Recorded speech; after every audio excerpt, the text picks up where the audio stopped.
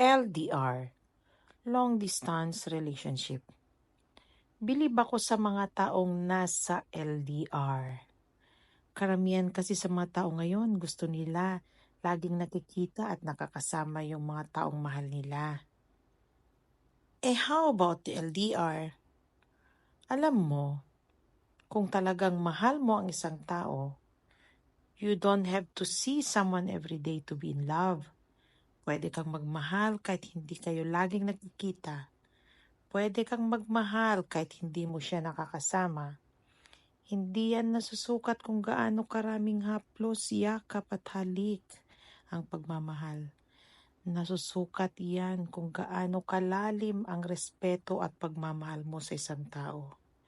Na kaya mong labanan lahat ng pagsubok at tukso sa buhay. Kahit pagaano kalayo kayo sa isa, kung mahal mo ang isang tao, kakayanin mo lahat. LDR.